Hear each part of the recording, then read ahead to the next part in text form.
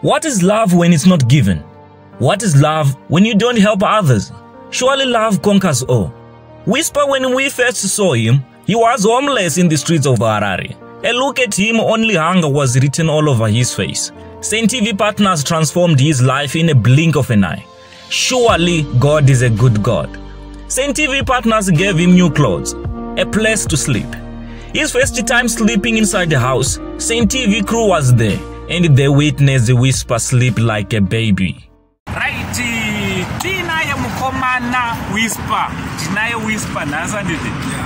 So tichiti zvirudi kwese kwamuri wazukuru vasekuru Saint tichida kutenda supporting yamunopa pachano penyu pachano yamunofarira anditi ndinaye muzukuru wangu Whisper zvirudi muzukuru rufara zingaita zvakanyanyisa nhasi tiri kutora Whisper chienda naye kumba kwaachanga achimbogara for the meantime. Uri kunzwa sei Whisper zvawakubuda mustreet uchinogarawo mumba? Ndinonzwa kufara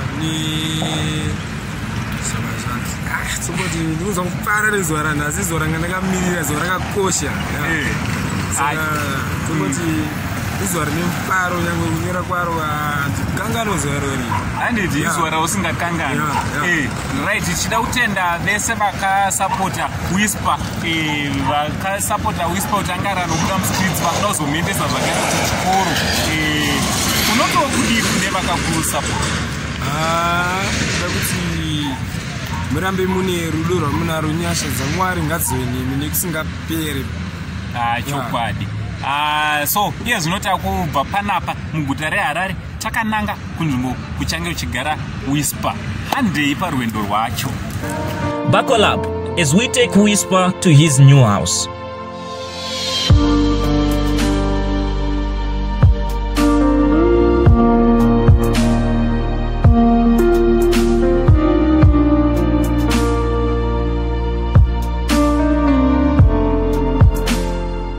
Finally, this is Whisper's new house.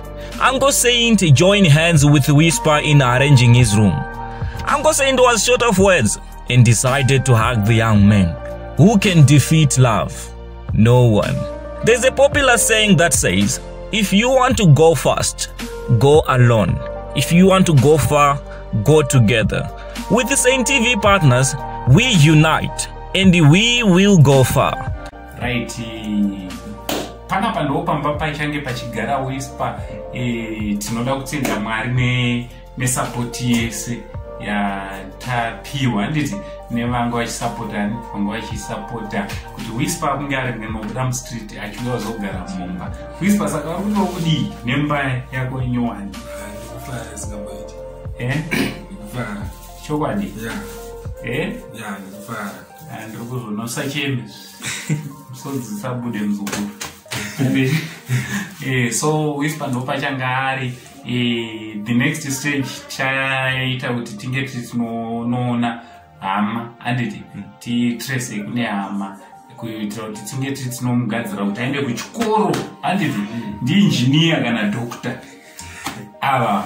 So thanks very much nesupport yese yamunopa pachannel penyu basa chienda mberi. From Uncle Saint, the only Zimbabwean uncle na Whisper tinobva tati much love.